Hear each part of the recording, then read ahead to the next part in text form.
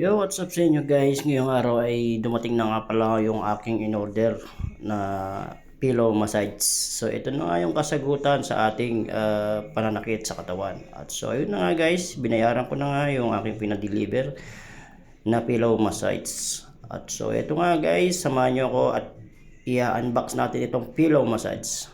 So ito na nga guys, bubuksan na nga natin yung ating pillow massage. At so ito na nga guys, pagbukas natin ay dito sa pillow massage ay napakaganda naman pala nito guys. At kaya ako nga pala ito in-order guys. Lagi kasi nananakit yung mga kasukasuan ko, yung sa likod ko guys, yung mga lamig-lamig ko sa katawan pag galing sa trabaho kasi sobrang hard work tayo sa trabaho. Kaya kailangan nating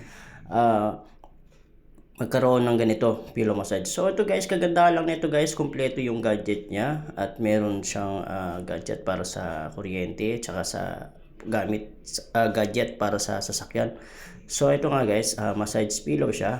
Ayan, kung tawagin. So i-search nyo na lang yan guys sa mga anumang store dyan na pwede nyong orderin. Kasi ito guys, in-order ko lang dito sa malapit sa mall sa amin. So ito nga guys, ganito nga pala siya gamitin guys. Ito nga pala guys, yung adapter niya para sa sasakyan kung may sasakyan ka. So ito yung gagamitin mo na pangsaksak sa kuryente kung nasa bahay ka. Ayan.